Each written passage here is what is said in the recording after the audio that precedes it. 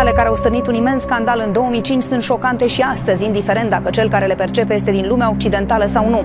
În vara aceea, o fată de 23 de ani de la mănăstirea Sfânta Treime de la Tanacu a murit în chinuri groaznice într-un așa zis ritual de exorcizare. Preotul Petru Coroceanu și cele 4 măicuțe au declarat atunci că tânăra era violentă și că totul făcea parte dintr-un ritual de exorcizare. Tulburarea s-a agravat din ce în ce, până când joia de înălțare, ea n-a mai putut fi luată la biserică pentru că crea o tulburare.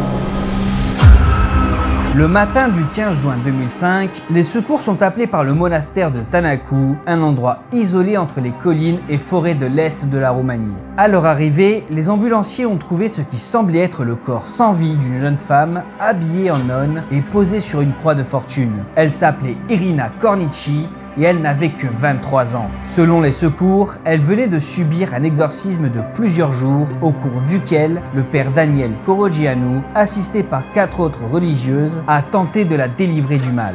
En examinant son corps, les ambulanciers ont remarqué des signes d'une mort violente. Ils ont tout de même essayé de la réanimer et l'ont transportée à l'hôpital, marquant le début de ce qui allait devenir un des exorcismes les plus controversés et médiatisés du 21e siècle. Avant de plonger avec moi dans cette affaire, merci à ceux qui prendront quelques secondes pour le petit pouce bleu et un commentaire pour le référencement, sans oublier de vous abonner ici et sur Instagram pour le soutien. Vous êtes bien sur la chaîne Exploria et c'est parti pour un tout nouvel épisode d'Enigma.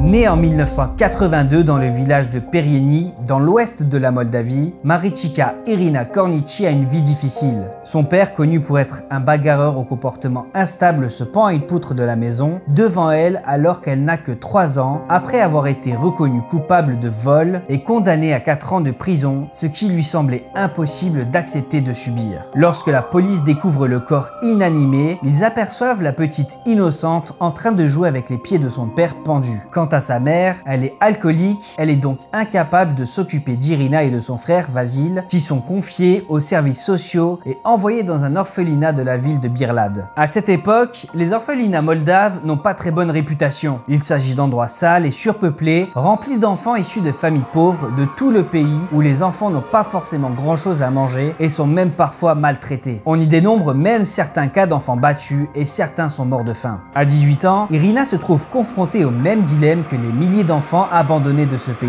Une fois majeure, elle doit quitter l'institution publique qui lui assure un toit et trouve une famille d'accueil, la famille Tologescu. À 19 ans, Irina trouve un travail et parvient à économiser suffisamment d'argent pour aller en Allemagne, où elle exerce en tant que nounou dans une famille de Bavière pendant un certain temps afin de mettre de l'argent de côté avant de retourner en Moldavie en 2005. Le 5 avril 2005, alors qu'elle n'a que 23 ans, elle décide de rejoindre un monastère isolé dans les Carpates, à quelques kilomètres de village de Tanacu, une des régions les plus pauvres du pays où il n'y a ni eau courant ni électricité. La route qui relie le monastère au village, longue de 8 km, est étroite et si boueuse que seulement certains véhicules peuvent s'y rendre les jours de pluie. Les hivers souvent rigoureux durent 5 mois, une période où le prêtre et la vingtaine de religieuses sont pratiquement coupés du reste du monde.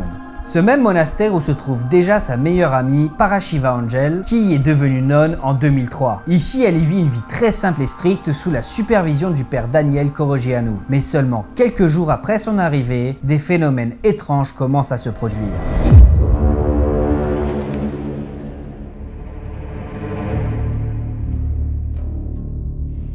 Tout commence lorsque sœur Irina se met à rire de manière incontrôlée durant la messe sans en avoir le moindre souvenir quelques minutes plus tard. Puis ça empire lorsqu'elle commence à insulter les autres religieuses et à prononcer des insanités à connotation sexuelle avant d'affirmer qu'elle entend des voix dans sa tête qui lui disent que c'est une pécheresse. À d'autres occasions, elle fait preuve d'excès de violence dans lesquels elle s'en prend aux biens du monastère, voire même par moments à des nonnes, au point où parfois elle doit être maîtrisée sans en avoir aucun souvenir souvenir par la suite. Le 9 avril 2005, sœur Irina fait une crise très violente au monastère. Elle est considérée comme un danger pour toutes les religieuses, mais aussi pour elle-même, puisqu'elle menace de s'automutiler. Le prêtre décide alors d'envoyer des nonnes au village afin d'appeler les secours, mais à chaque tentative, les urgentistes se moquent et répondent qu'elles doivent faire appel à leurs propres croyances. À leur retour, le prêtre immobilise alors sœur Irina avec l'aide de 4 nonnes pour lui éviter qu'elle se blesse durant ses convulsions, puis la transporte à l'hôpital de Vaslui dans une Dacia empruntée à une personne du village.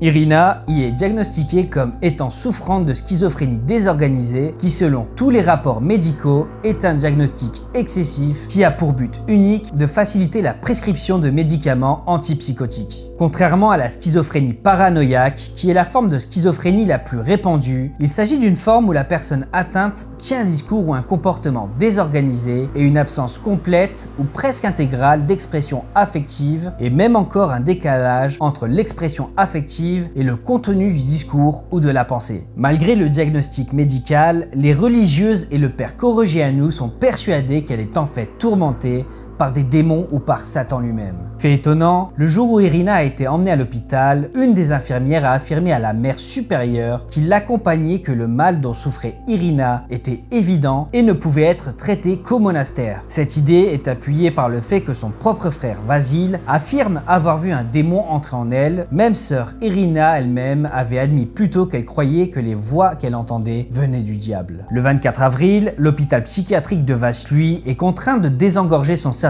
débordé et renvoie la sœur Irina au monastère après seulement 2 semaines d'observation sans l'accord écrit de son frère Vasil comme l'exige la loi. Irina n'est plus contrainte de rester à l'hôpital psychiatrique, mais elle doit suivre un traitement quotidien à base de Zyprexa, un neuroleptique très efficace dans le traitement de la schizophrénie. Bien que l'état mental de sœur Irina se soit amélioré pendant son hospitalisation, les phénomènes vont devenir de plus en plus intenses au sein du monastère au point de terrifier les autres nonnes.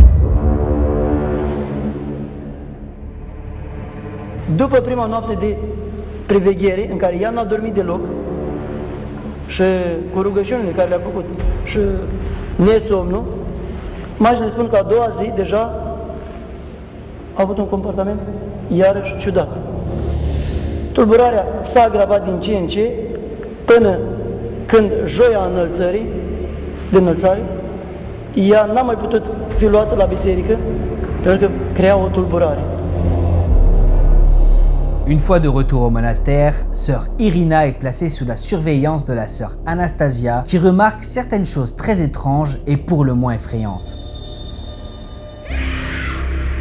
Depuis le couloir, elle est témoin de cris qui semblent venir de la chambre de sœur Irina. Une fois sur place, elle y trouve Irina se balançant d'avant en arrière au bord de son lit avec un regard vide. Sœur Anastasia affirme même ressentir certaines choses très étranges, voire effrayantes dans cette chambre. Et elle a bien raison vu les événements dont elle va être témoin. Le 9 juin, lors du service d'ascension, Irina commence à rire hystériquement sans raison et le soir, au beau milieu de la nuit, elle se met à chanter des berceuses dans sa chambre en claquant le lit contre le mur. Sœur Anastasia appelle immédiatement le père Daniel qui se met à prier jusqu'à ce qu'elle s'endorme. Il pensait qu'il en avait terminé, mais la situation va rapidement empirer.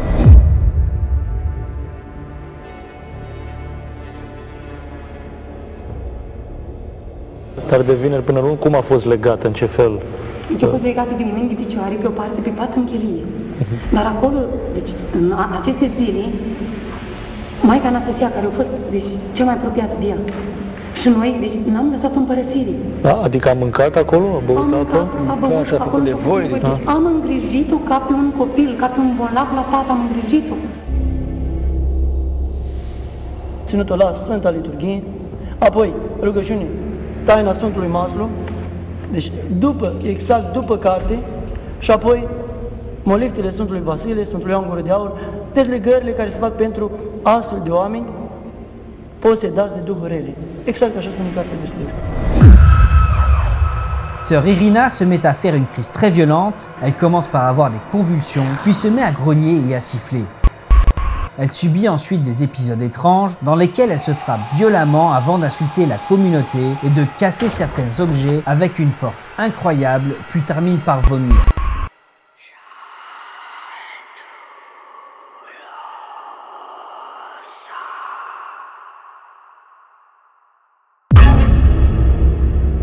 La mère supérieure, sœur Anastasia et 2 autres religieuses, aidées du prêtre, doivent la maîtriser et même l'attacher pour leur sécurité, mais aussi celle de sœur Irina. La crise est si violente que sœur Irina parvient à se libérer des cordes. Sachant que l'hôpital ne veut pas d'elle, le père Korogianu décide de l'enfermer dans une pièce jusqu'à ce qu'elle se calme en espérant que la crise s'arrête assez rapidement. Mais cette crise dure et ne semble pas être simplement passagère. À certains moments où elle semble reprendre conscience, sœur Irina supplie le prêtre de la lier avec des chaînes, puis affirme qu'elle est contrôlée par un démon et qu'elle a absolument besoin d'aide. Pour les religieuses, il est de plus en plus évident que sœur Irina est possédée par un démon et le père Korogianu arrive à la conclusion que le seul moyen de l'aider est de pratiquer un exorcisme. Le prêtre, aidé par les nonnes, enchaîne les pieds et les poignets de sœur Irina à une croix de fortune fabriquée avec des planches en bois, puis l'asperge d'huile sainte. Le prêtre et les 4 nonnes commencent par citer des prières alors que sœur Irina commence à lutter et même à crier des insanités avant de la bâillonner. 3 jours plus tard, sœur Irina est retrouvée morte dans une annexe du monastère, toujours enchaînée à cette croix par les secours qui ont été alertés par d'autres religieuses du monastère. Le père Daniel Korogianu ainsi que les 4 autres nonnes sont immédiatement mis en examen avant d'être jugés. L'enquête et le procès menés par les autorités moldaves vont permettre de comprendre ce qui a bien pu se passer durant ces 3 jours avant que le corps de sœur Irina soit retrouvé sans vie. În vara aceea, o fată de 23 de ani de la mănăstirea Sfânta Treime de la Tanacu a murit în chinuri groaznice într-un așa zis ritual de exorcizare. Preotul Petru Korogianu și cele 4 măicuțe au declarat atunci că tânăra era violentă și că totul făcea parte dintr-un ritual de exorcizare. Cazul a fost șocant și în consecință intens mediatizat. Se întâmpla în 2005 la mănăstirea Tanacu, județul Vaslui. În presă apăreau informații tulburătoare. O tânără măicuță murise după ce fusese exorcizată.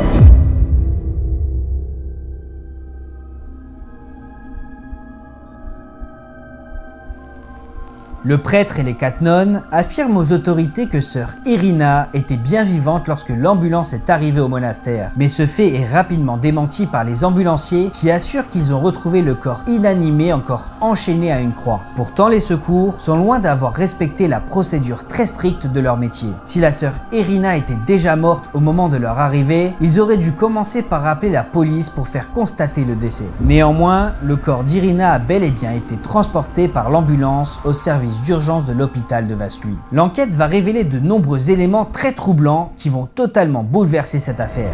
Preotul și măicuțele s-au apărat, spunând că au încercat să scoată duhul rău din trupul tinerei. Nu ne-am făcut decât datoria și meseria, așa e duhovnicească față de Dumnezeu și față de bolnav. Nu i-am dat în cap, n-am strangulat-o, nu i-am făcut nimic.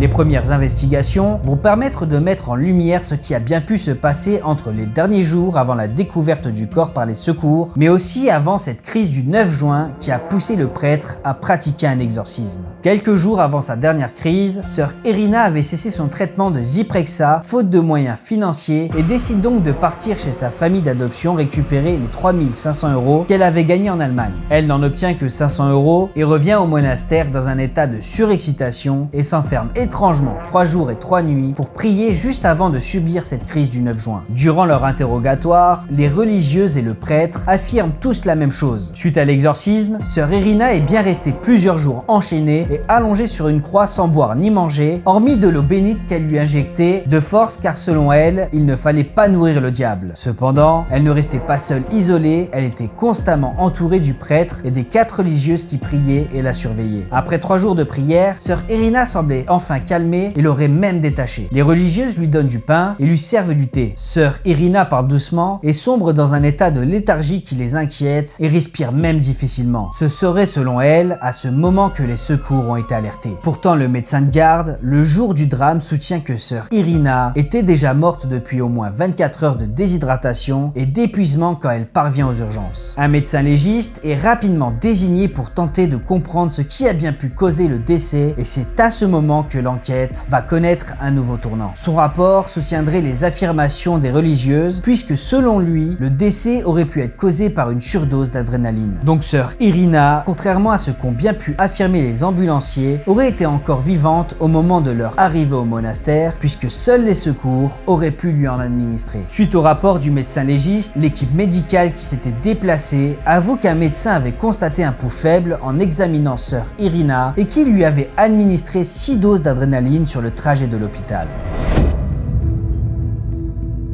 Une fois le corps de sœur Irina examiné, il peut désormais être enterré. Comme aucun membre de la famille n'est venu réclamer le corps, le parquet l'a déposé après l'autopsie dans l'église de Tanaku en attendant les funérailles. Dans la même semaine, un représentant de l'évêque accompagné de la police se rend au monastère avec une lettre destituant Daniel Corogianu de ses fonctions de prêtre. Le couvent s'insurge et les nonnes se mettent à frapper le représentant de l'évêque et déchirent cette lettre. La population locale s'oppose à l'arrestation du prêtre et aide les religieuses qui empêchent les policiers d'arrêter Daniel.